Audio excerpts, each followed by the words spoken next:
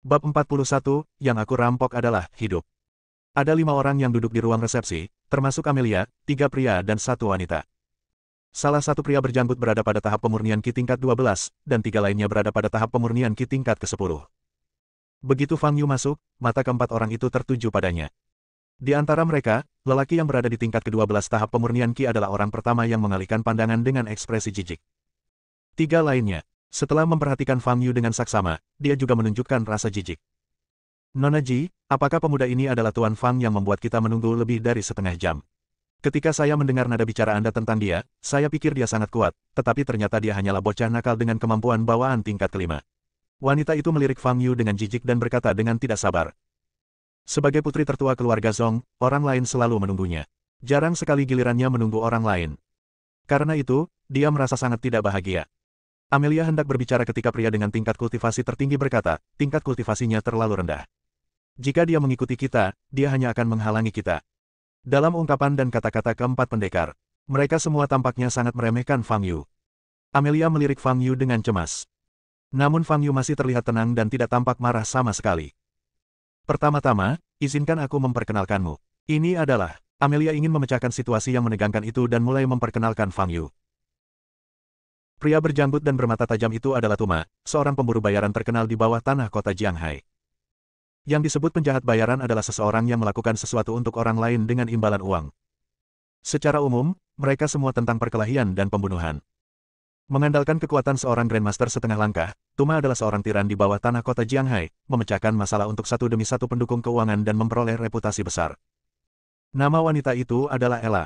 Dia adalah putri tertua dari keluarga Zong, keluarga seni bela diri yang terkenal di Jiangnan. 2 orang lainnya adalah bawahan yang dibawa oleh Ella, satu bernama Dani dan satunya lagi bernama Sandi. Tuma disuap oleh Ella dengan sejumlah besar uang untuk mengawal mereka. Tujuan mereka adalah memasuki hutan purba dan mencari tanaman obat langka, atau harta karun. Ella menganggap tindakan ini sebagai sebuah pengalaman, yang merupakan tradisi keluarga Zong. Setiap anggota keluarga dewasa perlu mengikuti sesi pelatihan.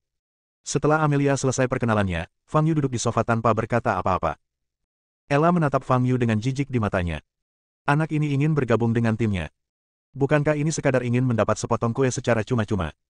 Nona Ji, saya sangat menghormati Anda, tetapi Tuan Fang ini, saya benar-benar tidak bisa membiarkannya bergabung dengan tim. Ini demi kebaikannya sendiri. Tidak ada yang tahu betapa berbahayanya hutan itu. Bagaimana jika terjadi sesuatu? Ella menggelengkan kepalanya dan berhenti berbicara. Nona, kenapa kau bicara banyak? Tolak saja dia langsung. Anak ini sangat lemah, apa gunanya dia? Bagaimana jika dia menghadapi bahaya dan menjadi takut sampai mengompol? Sandi tertawa sinis di sampingnya. Raut wajah Amelia semakin jelek. Dia tidak pernah mengatakan bahwa dia ingin Fang Yu bergabung dengan tim mereka. Dia hanya mengatakan bahwa dia ingin Fang Yu berkomunikasi dengan mereka. Tetapi kelompok orang ini sudah memiliki prasangka sejak awal, seolah-olah Fang Yu memohon untuk bergabung dengan tim mereka. Itu sungguh terlalu arogan. Amelia hendak berbicara, tetapi Fang Yu sudah berbicara, kurasa aku belum pernah mengatakan ingin bergabung denganmu. Lalu apa yang kamu lakukan di sini? Ella mengerutkan kening. Aku hanya ingin tahu apakah kamu punya informasi tentang hutan itu. Fang Yu bertanya. Ella tertawa sinis dan berkata, sekalipun aku punya, aku tidak akan memberitahumu. Aku sudah menghabiskan banyak uang untuk informasi ini, mengapa kamu bisa mendapatkannya secara gratis? Lagi pula, kamu tidak bisa pergi, jadi apa gunanya bertanya? Siapa bilang aku tidak bisa pergi? Fang Yu bertanya balik. Maksudmu, kau ingin masuk sendirian? Dengan kekuatan bawaan tingkat ke-5 milikmu. Ella menutup mulutnya dan terkekeh. Setelah tertawa sebentar, dia menatap Amelia lagi dan berkata, Nona Ji, anak ini pasti salah satu saudara jauhmu, kan? Kamu harus merawatnya dengan baik, kalau tidak dia akan mati. Setelah mengatakan, Ella berdiri. Nona Ji, kami akan berangkat ke kota Sanhua malam ini. Saya pikir Anda secara khusus meminta kami untuk datang ke sini dan membuat kami menunggu begitu lama. Anda ingin memperkenalkan kami kepada seorang pejuang yang kuat, tetapi saya tidak menyangka itu. Lupakan saja, mari kita tinggalkan saja di sini. Datanglah ke rumah saya saat Anda punya waktu. Ella melirik Amelia dengan acuh tak acuh, dan kelompok itu pergi. Wajah Amelia tampak sangat jelek, dan matanya yang indah penuh dengan kemarahan. Dia awalnya mengira Ella setidaknya akan menjaga sikap damai demi keluarga Ji. Namun di luar dugaan, Ella ternyata sama sekali tidak mempedulikan keluarga Ji. Tidak menganggapnya serius. Orang-orang yang berasal dari keluarga seni bela diri sungguh sombong. Amelia berkata kepada Fang Yu dengan nada meminta maaf, Tuan Fang, saya minta maaf. Tidak masalah. Fang Yu melambaikan tangannya. Dia tidak berharap mendapatkan informasi yang berguna. Anda akan tahu apa yang ada di hutan purba itu begitu Anda masuk ke dalamnya. Kota Sanhua tidak jauh dari kota Jianghai, dan hanya membutuhkan waktu 2 jam untuk sampai ke sana dengan kereta api. Fang Yu berangkat pukul 6 pagi berikutnya dan tiba di kota Sanhua pukul 8. Fang Yu menghentikan taksi dan berkata kepada pengemudi, "Saya ingin pergi ke hutan perawan di utara kota Sanhua." "Hutan apa? Oh, apa yang kau bicarakan adalah hutan angker?" tanya pengemudi itu dengan heran, matanya terbuka lebar. "Hutan hantu." Mata Fang Yu bergerak sedikit. "Itu hutan hantu. Konon katanya setiap hari banyak sekali suara-suara aneh. Berapa banyak orang yang masuk ke sana dan tidak pernah keluar lagi. Sekarang tempat itu diblokir. Kalau kamu mau ke sana, cari saja orang lain. Aku tidak akan mengantarmu ke sana." Aneh sekali. Setelah pengemudi itu berkata demikian, dia menginjak pedal gas dan pergi. Setelah itu, Fang Yu menghentikan beberapa taksi, tetapi tetap saja tidak ada seorang pun yang mau menerima pekerjaan itu. Tampaknya hampir semua orang di kota Sanhua telah mendengar tentang apa yang terjadi di hutan itu.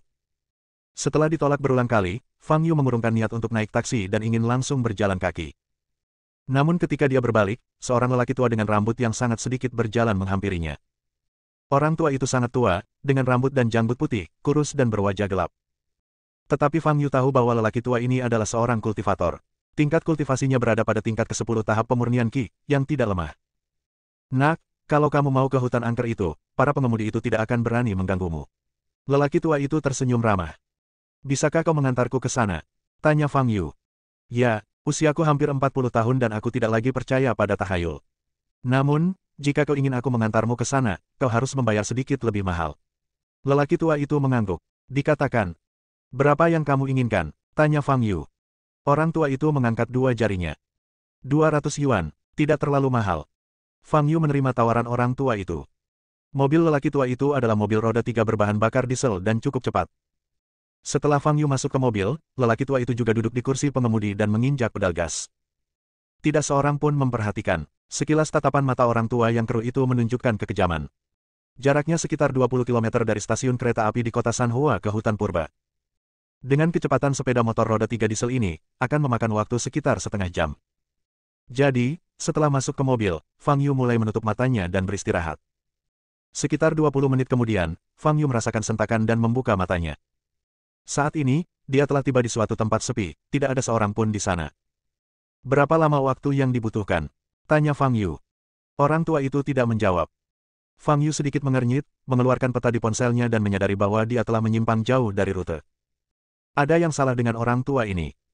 Tetapi karena mereka telah mengambil jalan memutar yang panjang, Fang Yu tidak terburu-buru untuk melihat apa yang lelaki tua itu coba lakukan. Setelah berjalan maju sekitar 5 menit, lelaki tua itu menghentikan mobilnya. "Di hadapanku terdapat sebuah gua, yang tampak sangat dalam dan gelap gulita." Orang tua itu berbalik, menatap Fang Yu, dan tersenyum sinis, memperlihatkan gigi-giginya yang hitam.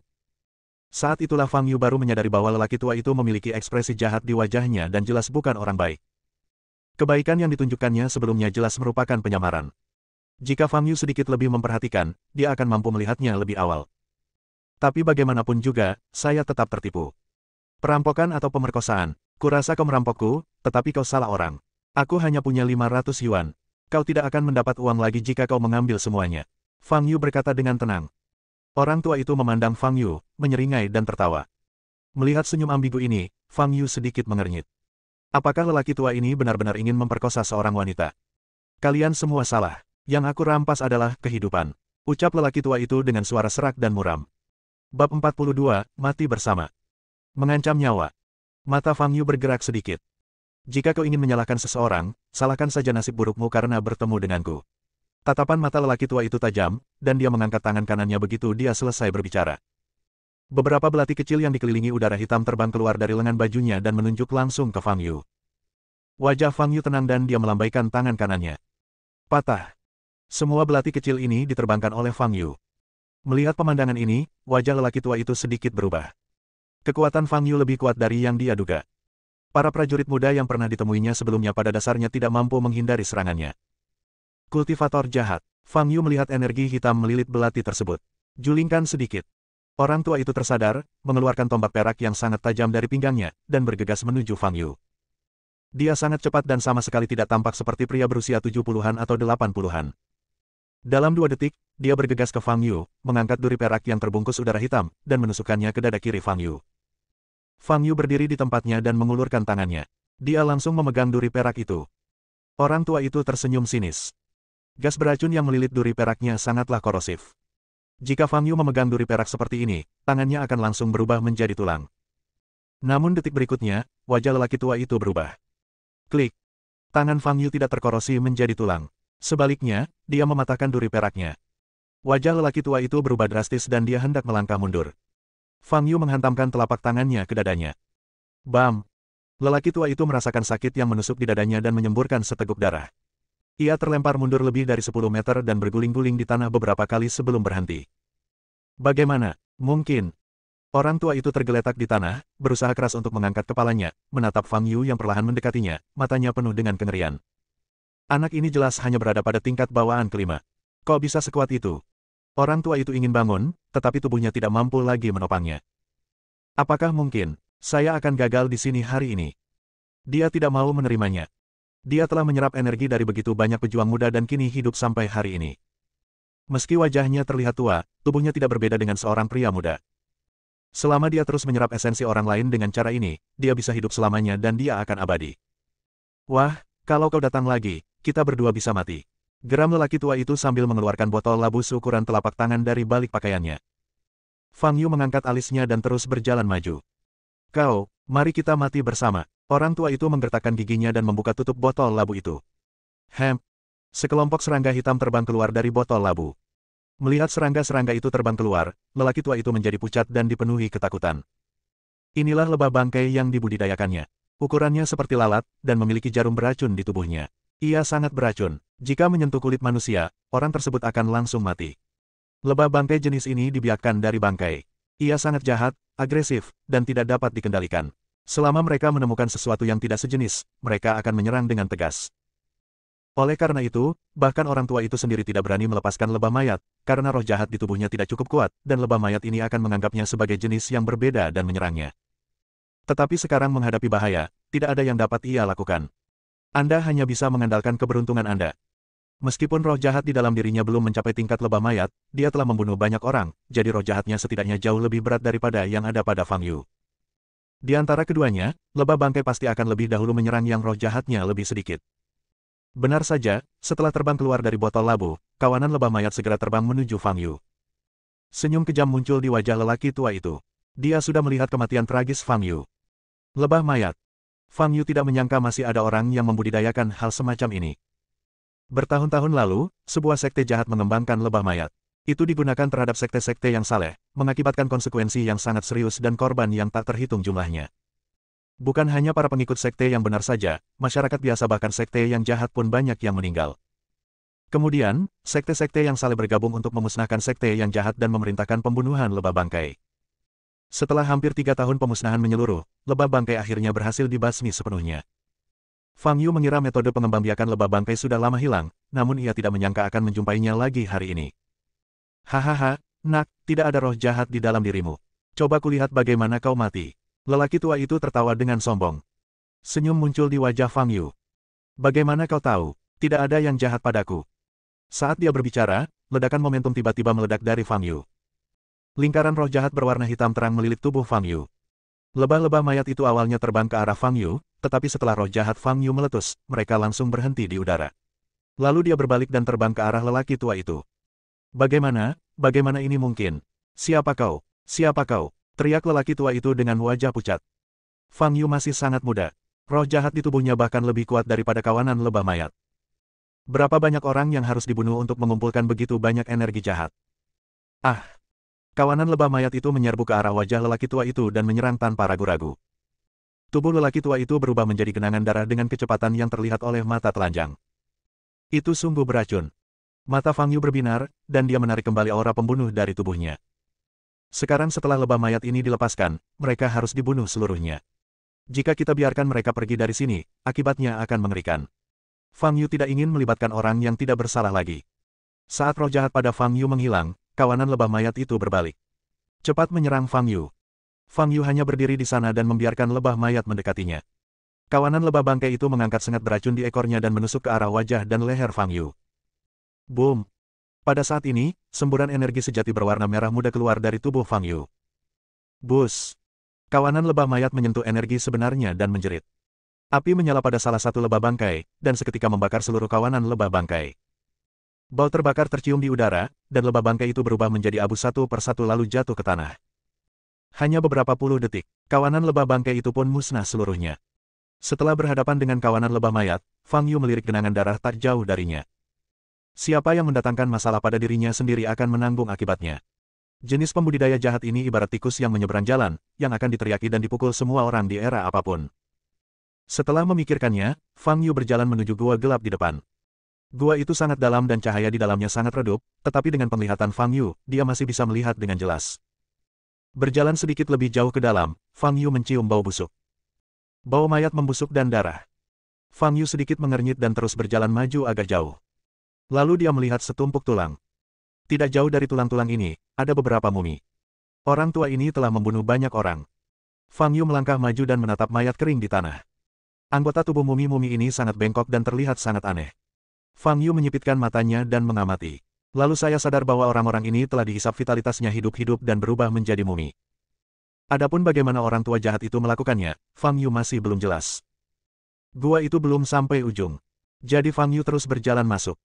Benar saja, setelah berbelok, Fang Yu melihat beberapa mayat normal. Mayatnya tidak berubah menjadi mumi, tetapi sebagian sudah mulai membusuk. Tidak ada pakaian di tubuhnya. Dan mereka semua wanita. Jelaslah bahwa wanita-wanita ini diperkosa dan kemudian dibunuh oleh pria tua yang jahat itu. Kebanyakan mumi di luar adalah laki-laki, dan lelaki tua jahat itu telah menggunakan semacam sihir jahat. Vitalitas mereka tersedot keluar, mengubah mereka menjadi mumi. Fang Yu mengetahui banyak mantra jahat yang dapat mengubah orang menjadi mumi, tetapi sulit menebak mantra mana yang digunakan lelaki tua jahat itu. Fang Yu melihat sekeliling dan menemukan sebuah buku compang camping di atas batu di samping mayat. Fang Yu melangkah maju, mengambil buku itu, membolak-balik beberapa halaman, dan sedikit ekspresi terkejut melintas di matanya. Sihir jahat yang digunakan oleh orang tua jahat diajarkan oleh buku ini.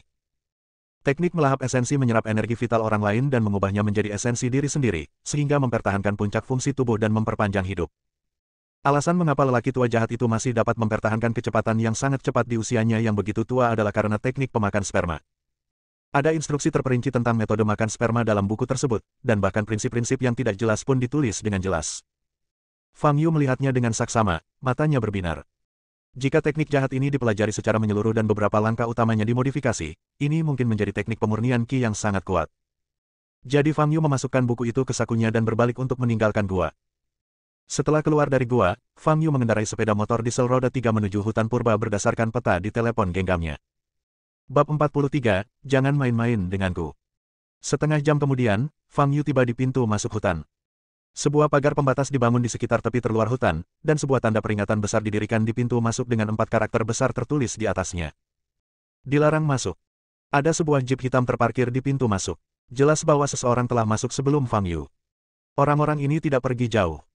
Fang Yu masih bisa merasakan aura mereka dengan jelas. Mereka adalah 3 orang, Ella, yang ditemuinya kemarin. Fang Yu tidak terburu-buru memasuki hutan, tetapi berdiri di pintu masuk dan melihat ke kedalaman hutan, yang ditutupi kabut putih. Ada sebuah jalan kecil di hadapanku, dengan pepohonan besar yang tingginya sekitar 30 meter berjejer di kedua sisinya. Tetapi yang dipedulikan Fang Yu bukanlah tanaman dan pemandangan ini. Dia menemukan bahwa hutan ini adalah lingkaran sihir yang besar. Mulai dari pintu masuk sekitar 100 meter ke dalam dan Anda akan mencapai jangkauan lingkaran sihir. Meskipun masih ada jarak, Fang Yu masih bisa merasakan kekuatan samar lingkaran sihir itu. Dari kekuatan susunan sihir tersebut, dapat diketahui bahwa susunan sihir tersebut sudah ada sejak lama dan akan segera tidak efektif lagi. Untuk menyiapkan susunan ajaib yang meliputi area yang sangat luas, diperlukan kerjasama setidaknya 3 orang kultivator tahap Jindan. Untuk menekan apakah lingkaran sihir semacam itu. Mungkinkah itu monster tingkat ke-7? Memikirkan kemungkinan ini, mata Fang Yu berbinar dan dia melangkah maju. Setelah berjalan maju sekitar 100 meter, jangkauan lingkaran sihir ada di depan. Fang Yu melangkah maju tanpa ragu-ragu. Setelah memasuki lingkaran sihir, Fang Yu mencium aroma obat yang menyegarkan. Begitu menciumnya, Fang Yu tahu bahwa ini adalah aroma teratai salju jiwa es yang berusia lebih dari 1000 tahun. Arah yang ditunjuk aroma itu cukup jelas, jauh di dalam hutan. Fang Yu sedikit mengernyit, tetapi tetap berjalan lebih jauh ke dalam hutan. Setelah berjalan sekitar 15 menit, Fang Yu melihat sumber air panas yang mengeluarkan uap panas di depannya. Di tengah sumber air panas tersebut, kira-kira 30 meter dari bibir pantai, terdapat sebuah batu putih yang menonjol dengan tumbuhan teratai salju es berwarna biru langit yang tumbuh di atasnya. Di sebelah sumber air panas itu ada sebuah prasasti batu. Fang Yu tahu itu adalah pusat lingkaran sihir.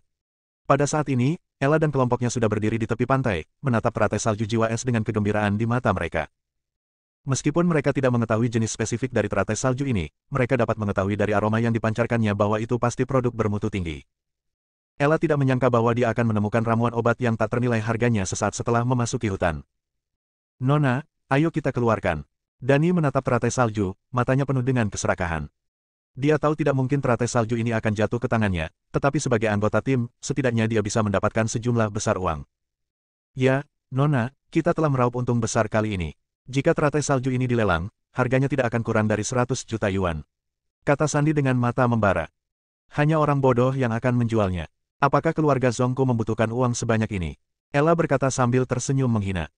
Jika dia berhasil mendapatkan teratai salju ini, dia harus mempersembahkannya kepada para tetua keluarga sebagai imbalan atas status dan suara dalam keluarga Zong. Dibandingkan dengan ini, 1 atau 200 juta yuan bukanlah apa-apa. Namun mendapatkan teratai salju ini jelas bukan tugas mudah. Kalau tidak, dengan begitu banyak orang yang datang sebelumnya, mengapa mereka tidak membawa teratai salju pergi? Sebaliknya, dia malah kehilangan nyawanya. Ella bukanlah orang yang impulsif. Dia memandang Tuma untuk meminta nasihat. Tuma adalah seorang Grandmaster setengah langka dan orang terkuat di antara mereka, jadi wajar saja jika kata-katanya memiliki bobot paling berat. Biar aku coba dulu, kata Tuma dengan suara berat. Dia mengambil sebuah batu kecil dari tanah dan melemparkannya ke sumber air panas. Batu kecil itu langsung tenggelam ke dasar sumber air panas tanpa reaksi khusus apapun. Tuma mengerutkan kening dan mengambil dahan di dekatnya yang berdaun hijau. Tuma melemparkan ranting itu ke sumber air panas. Cabang itu mengapung di permukaan air panas, tanpa ada reaksi apapun. Tampaknya tidak ada yang salah dengan air di sumber air panas itu. Tetapi Tuma percaya bahwa kita masih perlu berhati-hati, bagaimanapun juga, begitu banyak orang telah meninggal di hutan ini. Dia ingin menemukan makhluk hidup dan melemparkannya ke sumber air panas untuk mencobanya, hanya untuk memastikan tidak ada risiko. Memikirkan hal ini, Tuma melihat sekeliling dan tiba-tiba mendapati Fang Yu berdiri tidak jauh di belakang mereka, tatapannya tiba-tiba berubah tajam. Itu kamu. Mengikuti tatapan Tuma, 3 orang lainnya juga berbalik dan melihat Fang Yu. Apa yang kau lakukan? Ella menatap Fang Yu dengan sedikit kebingungan. Tetapi kemudian, dia berpikir bahwa Fang Yu pasti ingin mengikuti mereka sepanjang jalan dan mencoba untuk mendapatkan sepotong kue. Dengan melakukan ini, Fang Yu tidak perlu mengambil risiko apapun. Sebab setiap kali ada bahaya, mereka berempat yang berjalan di depan akan menjadi orang pertama yang menghadapinya. Fang Yu mengikuti di belakang mereka dan dapat melarikan diri kapan saja, atau mengambil kesempatan untuk mendapatkan beberapa keuntungan. Bajingan ini. Setelah mengetahuinya, wajah Ella berubah sangat jelek. Nona, anak ini pasti ingin. Sandy di samping juga menunjukkan ekspresi marah di wajahnya. Aku tahu. Ella mengangkat tangannya, dengan senyum dingin di wajahnya. Wah, kemarin aku sudah mengatakan dengan jelas bahwa ini bukanlah tempat yang bisa kau datangi. Tapi karena kau di sini dan mengikuti kami, jangan salahkan kami karena bersikap terlalu kejam. Tuma melangkah maju dan berkata dengan suara dingin, kita hanya perlu makhluk hidup untuk memverifikasi apakah ada masalah dengan sumber air panas. Tuan Tumama, terima kasih atas bantuanmu. Ella mengepalkan tangannya. Itu hanya masalah kecil. Tuma menjawab dengan dingin, lalu bergegas menuju Fang Yu dengan kecepatan yang sangat cepat. Fang Yu memiliki ekspresi acuh tak acuh di wajahnya, dan berdiri di sana tak bergerak dengan kedua tangannya di belakang punggungnya. Apakah anak ini sudah menyerah untuk melawan? Dani berkata dengan heran ketika melihat Fang Yu tidak melawan. Menolak. Itu Master Tuma. Baguslah kalau anak itu masih bisa berdiri dan tidak takut sampai kakinya lemas. Sandy mencibir dan berkata. Melihat momentum Tuma yang luar biasa, Ella segera berteriak, Tuan Tuma, jangan bunuh dia, kita akan membutuhkannya nanti. Aku tahu batas kemampuanku. Tuma menjawab dengan dingin, dan pada saat yang sama meninju Fang Yu. Pukulan ini mengenai dada kanan Fang Yu secara langsung, dengan kekuatan yang dahsyat. Namun Fang Yu bahkan tidak berkedip, dia hanya cepat-cepat mengangkat kakinya. Sebelum tinju itu mengenainya, tendangan itu mendarat di perut Tuma. Boom! Dengan suara keras, Tuma terlempar mundur puluhan meter dan akhirnya jatuh tidak jauh di depan Ella dan 2 orang lainnya. Wajah Ella dan 2 orang lainnya membeku saat ini. Ini, apa yang terjadi? Jika kau ingin mengambil teratai salju, ambil saja. Jangan ganggu aku. Fang Yu berkata dengan acuh tak acuh dan berbalik untuk berjalan ke samping. Dia tidak mencium bau monster di dekatnya, jadi dia memutuskan untuk mencari di tempat lain di hutan. Adapun teratai salju jiwa es, dia tidak terlalu tertarik padanya. Pertama-tama, lokasi munculnya teratai salju jiwa es tampak sangat aneh. Itu seperti umpan. Sejak Anda melangkah memasuki lingkaran ajaib, Anda dapat dengan jelas mencium aroma teratai salju jiwa es. Kebanyakan orang tidak akan mampu menahan godaan dan akan mengikuti aroma tersebut ke tempat ini. Apa yang terjadi selanjutnya? Setelah begitu banyak orang datang ke sini, mereka tidak akan pernah bisa pergi. Jelas apa yang akan terjadi. Fang Yu datang ke sini untuk monster tingkat tinggi dan tidak peduli dengan hal lain. Di samping sumber air panas, Tuma berjuang untuk berdiri, menutupi perutnya, wajahnya pucat. Dia memandang ke arah Fang Yu pergi, matanya penuh kengerian. Anak ini jelas hanya berada pada tingkat bawaan kelima, jadi mengapa dia memiliki kekuatan yang demikian besar dan kecepatan yang demikian cepat? Ella tersadar kembali dan menatap Tuma dengan ekspresi terkejut dan sedikit keraguan di matanya. Tuma adalah tokoh bawah tanah yang terkenal di kota Jianghai, tetapi dia menderita kekalahan di hadapan Fang Yu, seorang kultivator bawaan tingkat kelima, dan tampaknya tidak pantas dengan reputasinya. Tuan Tuma, apakah anak itu benar-benar sekuat itu? Kata Ella. Tuma merasa sangat malu setelah diusir oleh Fang Yu di depan majikannya. Tentu saja, dia tidak akan mengakui betapa kuatnya Fang Yu. Dia menggelengkan kepalanya dan berkata, orang itu memang lebih kuat dari orang biasa. Aku terlalu ceroboh tadi, jadi aku terluka olehnya. Jika dia berani muncul lagi, aku akan membunuhnya. Ella mengangguk dan tidak berkata apa-apa lagi. Tujuannya datang ke sini bukan untuk berurusan dengan Fang Yu. Karena Fang Yu sudah pergi, dia akan mengesampingkannya untuk saat ini. Target utamanya sekarang adalah teratai salju itu. Tuan Tuma, apa yang harus kita lakukan sekarang? Tanya Ella. Saya pikir kita masih perlu menggunakan makhluk hidup untuk memverifikasinya. Kata Tuma sambil memegangi perutnya yang sakit. Nona, saya rasa Anda tidak perlu takut. Ini pasti air panas biasa. Bukankah kita baru saja mencobanya dengan daun dan batu? Memverifikasinya dengan makhluk hidup. Kalau begitu, biar saya yang mencobanya. Sandy menjadi tidak sabar dan langsung berjalan ke tepi sungai dan mengulurkan tangannya ke dalam air panas. Bab 44, Gurita Cakar Perak. Sandy meraih ke dalam sumber air panas dan berendam sejenak, sementara yang lain menatapnya dengan gugup. Kemudian Sandy mengangkat tangannya, tidak terjadi apa-apa. Sekarang sudah dipastikan tidak ada masalah dengan air panasnya, kan? Kata Sandy dengan tidak senang. Ella melihat ke arah Tuma. Tuma mengangguk dan berkata, baiklah, aku akan mengambilnya. Kalian tunggu saja di sini. Kemudian, Tuma mundur beberapa langkah, lalu mempercepat langkahnya dan berjalan menuju batu di tengah sumber air panas. Dia mengumpulkan energi sejatinya di bawah kakinya dan melangkah ke sumber air panas, hanya meninggalkan riak-riak kecil. Saat dia melihat keterampilan berjalan di atas air, keraguan di mata Ella menghilang. Ini memang merupakan teknik gerakan yang hanya bisa dikuasai oleh seorang Grandmaster setengah langkah. Tuma segera berjalan ke batu di tengah sumber air panas. Wangi bunga teratai salju yang begitu dekat pun semakin tercium kuat. Tuma menatap teratai salju dengan mata serakah. Nilai teratai salju ini pasti lebih dari 100 juta yuan, jauh lebih tinggi dari komisi yang diterima Ella saat mempekerjakannya. Memikirkan hal ini, Tuma mulai memiliki pikiran jahat. Pertama petik teratai salju, lalu bunuh Ella dan 3 orang lainnya, dan dia bisa memakan teratai salju sendirian. Jika kita melakukan ini di hutan ini, tidak akan ada orang lain yang tahu. Tatapan mata yang ganas terpancar di mata Tuma, dan dia membungkuk, ingin memetik teratai salju. Pada saat ini, tidak seorang pun menyadari bahwa tentakel yang lebih tebal dari tubuh manusia diam-diam muncul dari sumber air panas. Permukaan tentakelnya berwarna putih salju, dan bagian bawahnya ditutupi sederetan cangkir hisap berwarna hitam. Setelah muncul dari sumber air panas, tentakel itu tiba-tiba bergerak cepat dan langsung mengepung Tuma yang berdiri di atas batu. Melihat pemandangan ini, Ella dan 2 orang lainnya di tepi pantai berteriak ketakutan. Tuan Tuma, kau di belakangmu. Teriak Ella. Wajah Tuma berubah drastis. Dia ingin bergerak tetapi mendapati bahwa dia tidak punya kekuatan sama sekali. Tubuh bagian atasnya telah terbungkus erat oleh tentakel. Tolong cepat, teriak Tuma kepada 3 orang di tepi pantai. Ella tersadar paling cepat. Dia mencabut belati dari pinggangnya, menggertakkan giginya, dan melemparkannya ke tentakel yang sangat tebal itu dengan sekuat tenaga. Boom! Pisau tajam itu mengenai tentakel, hanya menimbulkan suara namun tidak menimbulkan kerusakan apapun. Pada saat ini, tentakel yang melilit Tuma tiba-tiba mengencang. Ah! Tuma menjerit melengking, dan darah mengalir dari lubang hidung dan telinganya. Pikirkanlah cara untuk menolong dengan cepat. Tuma berteriak kesakitan. Pada saat ini, batu putih di bawah kaki Tuma perlahan terangkat, memperlihatkan bola mata besar berwarna merah darah. Monster macam apa ini? Wajah Ella menjadi pucat dan dia melangkah mundur berulang kali. Petik 2 titik. Kelihatannya seperti gurita, monster gurita raksasa. Suara Sandy bergetar. Pada saat ini, beberapa tentakel telah muncul di sumber air panas. Kepala monster itu telah terekspos seluruhnya, dan sebesar batu besar. Bola mata merah darah yang mengerikan dan mulut besar. Ah! Tentakel yang melilit Tuma mengencang lagi. Dahi Tuma penuh dengan urat biru dan mulutnya penuh dengan darah. Nona, apa yang harus kita lakukan? Dani bertanya dengan kakinya yang lemah. Lari. Melihat monster besar di depannya, Ella tidak lagi peduli dengan teratai salju. Yang paling penting adalah bertahan hidup. Tuan Tuma, Dani sedikit ragu-ragu. Dia tidak bisa diselamatkan lagi.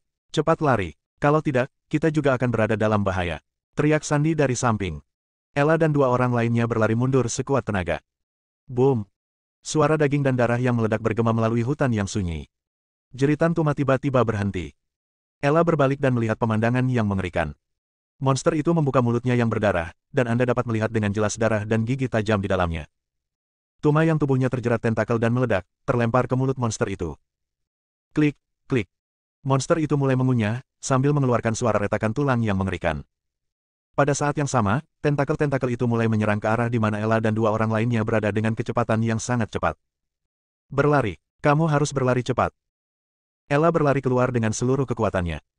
Tentakel itu memanjang dengan kecepatan yang sangat cepat dan panjangnya sangat dilebih-lebihkan, membentang hampir 70 atau 80 meter dan masih belum mencapai ujungnya. Dani, yang berlari di ujung, tiba-tiba merasa kakinya terjerat. Dia kehilangan keseimbangan dan jatuh ke tanah. Selamatkan aku, Nona. Wajah Dani pucat dan dia berteriak dengan sedih. Sebelum dia bisa menyelesaikan kata-katanya, Dani dengan cepat ditarik kembali. Ketika Ella menoleh lagi, dia melihat Dani dimasukkan ke dalam mulut monster itu sambil berteriak. Krak! Dani terbelah menjadi dua bagian oleh gigi tajam monster itu, dan darah, usus, dan isi otak semuanya muncul. Melihat pemandangan ini, Ella merasa kakinya lemas. Sebagai putri tertua keluarga Zong, dia tumbuh di rumah kaca. Bagaimana mungkin dia pernah melihat pemandangan berdarah seperti itu? Sandy, yang berlari di depan, menoleh ke belakang dan menemukan tentakel itu semakin dekat dengannya. Jika ini terus berlanjut, dia pasti akan terseret kembali oleh tentakel seperti Dani, dan kemudian mati secara tragis di mulut monster itu. Dia tidak ingin mati, dia tidak bisa mati. Sandy menatap Ella yang berlari di belakangnya, dan sedikit tatapan kejam terpancar di matanya. Jika Ella terjerat tentakel terlebih dahulu, dia akan punya lebih banyak waktu untuk melarikan diri.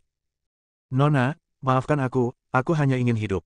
Mata Sandy tampak tajam. Dia dengan tegas mencabut belati dari pinggangnya dan melemparkannya ke arah kaki Ella. Ah!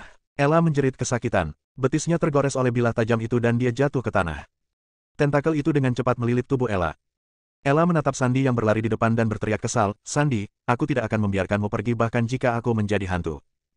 Begitu dia selesai berbicara, Ella ditarik kembali oleh tentakelnya. Fang Yu melihat ke bagian lain hutan tetapi tidak melihat satu pun hantu.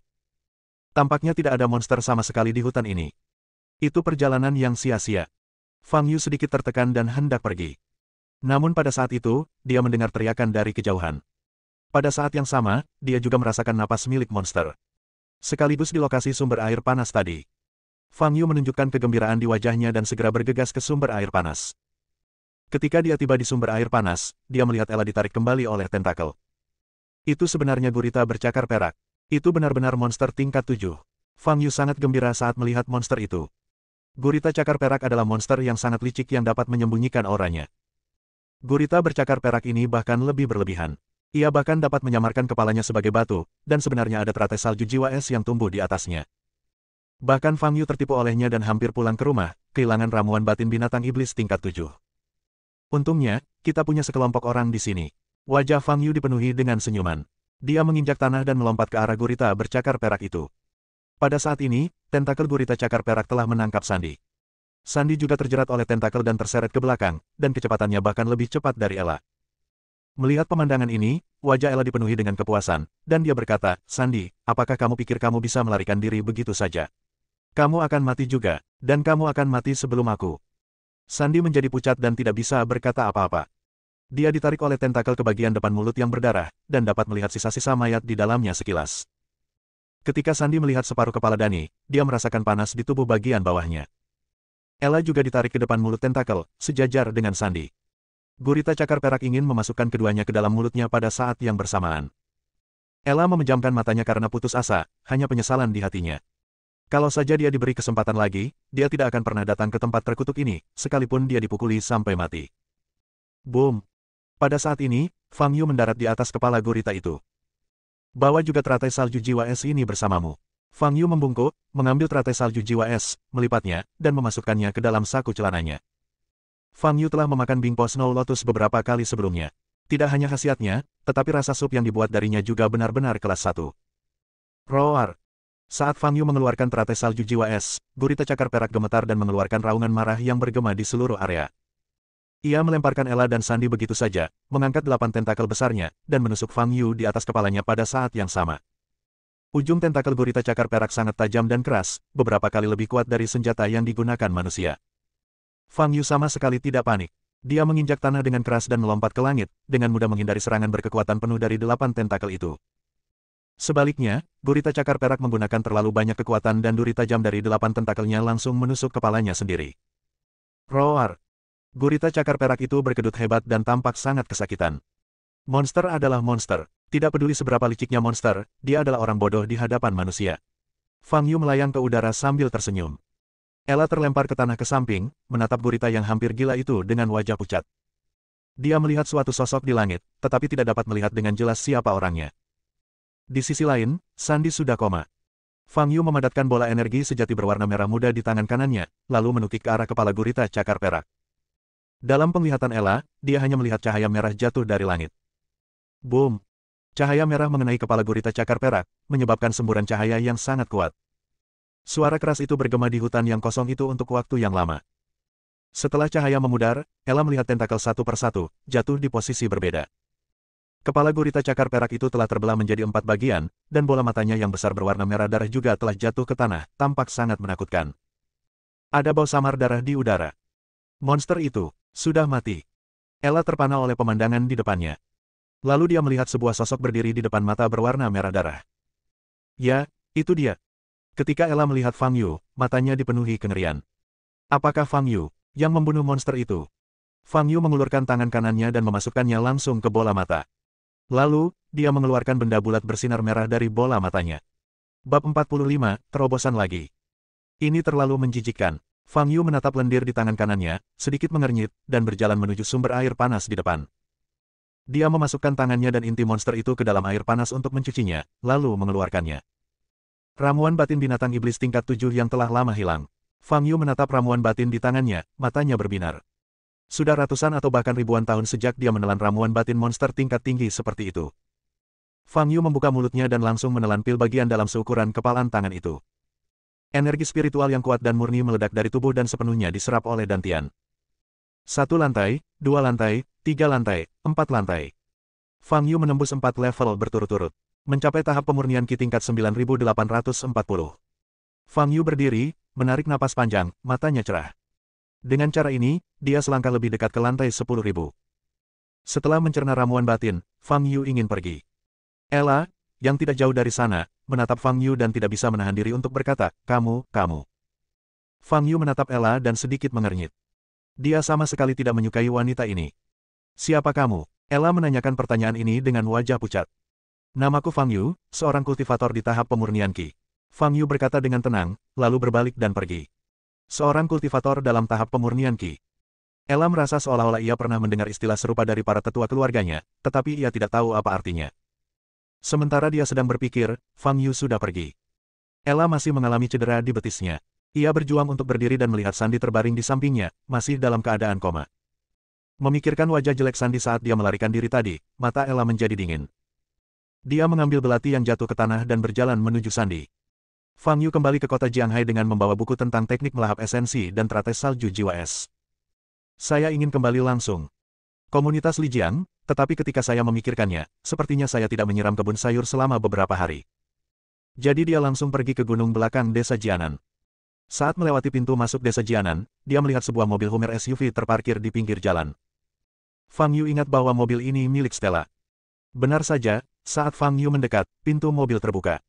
Stella mengenakan jaket merah anggur dan celana jeans kasual. Dengan rambut hitamnya yang halus terurai di bahunya, dia terlihat sangat energi. Dia berjalan mendekati Fang Yu sambil membawa kotak hadiah di tangannya. Tuan Fang, saya menunggu Anda di sini secara khusus. Apa yang kau inginkan dariku? Tanya Fang Yu. Kakekku memintaku untuk membawakanmu sebuah kotak hadiah. Katanya hari ini adalah hari yang istimewa. Ucap Stella tanpa ekspresi. Hari istimewa apa? Fang Yu bertanya, bingung. Dia tidak mengatakannya. Jawab Stella. Oh, tidak usah, berikan saja kotak hadiah itu padaku. Fang Yu mengulurkan tangannya. Melihat kekasaran Fang Yu, Stella sedikit tidak puas, tetapi tetap menyerahkan kotak hadiah itu kepada Fang Yu. Apakah ada hal lainnya? Tanya Fang Yu. Stella menggelengkan kepalanya, tetapi tiba-tiba teringat sesuatu dan bertanya, Tuan Fang, kenapa rumahmu menjadi reruntuhan? Rumah saya dibongkar paksa. Waktu itu saya pemilik rumah paku, dan pengembangnya terus meminta saya pindah, tapi saya menolak. Alhasil, mereka meledakkan rumah saya saat saya sedang tidak di rumah, kata Fang Yu. Stella melihat Fang Yu tampak tenang dan tidak tampak sedang bercanda, dan tidak tahu harus berkata apa untuk sesaat. Sekarang aku tinggal di lantai 27 gedung C di komunitas Lijiang. Kalau kau ingin mencariku di masa depan, pergilah ke sana saja. Fang Yu berkata lagi. Baiklah, kalau begitu aku pergi dulu. Stella tersenyum di permukaan, tetapi dalam hatinya dia tidak setuju. Jika bukan karena permintaan kakek, siapa yang akan datang mencarimu? Stella berbalik dan hendak kembali ke mobil, tetapi dihentikan oleh Fang Yu. Ada ham di kotak hadiahmu. Ikutlah denganku dan aku akan mentraktirmu makanan lezat, kata Fang Yu. Jadi Stella mengikuti Fang Yu ke kebun sayur. Saya melihat Fang Yu mengambil air dari sungai di luar dan kembali menyirami sayuran di kebun. Tekniknya cukup terampil. Hal ini sedikit mengejutkan Stella. Terakhir kali Fang Yu memberinya sayuran, dia pikir Fang Yu sengaja menggodanya. Ternyata sayuran itu benar-benar ditanam oleh Fang Yu. Apakah kamu pernah menanam sayuran? Fang Yu bertanya setelah menyiramnya. Stella menggelengkan kepalanya. Sebagai putri keluarga Qin, terlepas dari apakah dia bersedia atau tidak, dia tidak memiliki kesempatan untuk terlibat dalam hal-hal seperti itu. Fang Yu terkadang memasak di kebun sayur, jadi ada beberapa peralatan di rumah kayu kecil di sebelah kebun sayur, termasuk panci dan beberapa bumbu sederhana. Fang Yu mengeluarkan periuk, mengisi setengahnya dengan air dari sungai, lalu mengeluarkan teratai salju jiwa es yang berusia 1000 tahun dari saku celananya, mencucinya, lalu melemparkannya ke dalam periuk. Kemudian, Fang Yu mengeluarkan ham dari kotak hadiah yang dikirim Stella, menaruhnya ke dalam panci, dan mulai memasak dengan kayu bakar. Menggunakan teratai salju Bingpo yang bernilai ratusan juta yuan untuk membuat sup, Fang Yu mungkin satu-satunya orang di dunia yang dapat melakukan ini. Stella menyaksikan Fang Yu membuat sup dan mencibir dalam hatinya. Hanya sepotong rumput dengan nama yang tidak diketahui dan sedikit ham, dan itu disebut makanan lezat yang unik. Namun setelah beberapa menit, terciumlah bau yang sangat harum dari panci itu. Wajah Stella sedikit berubah, merasa sedikit ditampar di wajahnya. Baunya memang enak, tapi rasanya enak atau tidak, itu soal lain. Stella berusaha keras menyelamatkan mukanya. Setelah sekitar 10 menit, aromanya menjadi sangat kuat. Stella pada awalnya tidak lapar, tetapi ketika dia mencium aromanya, perutnya mulai keroncongan.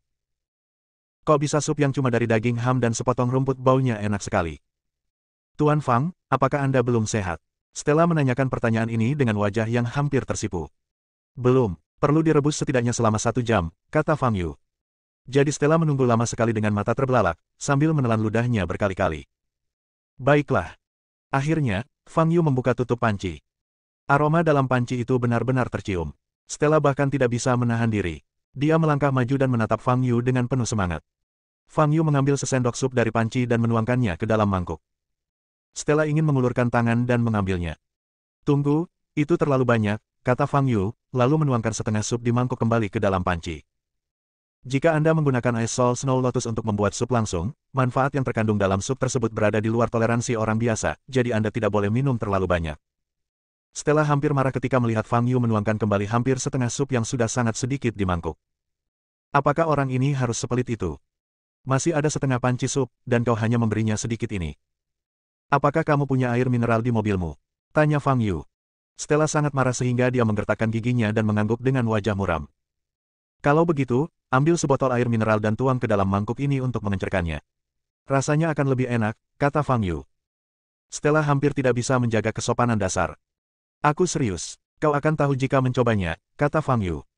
Stella menarik napas dalam-dalam, memaksa dirinya untuk tenang, lalu kembali ke mobil untuk mengambil sebotol air mineral. Hampir seperti orang yang menyerah, dia menuangkan air ke dalam mangkuk, mengencerkan sup yang tadinya kurang dari sepertiga menjadi mangkuk penuh. Apa rasanya? Minumlah. Stella sangat marah hingga matanya memerah.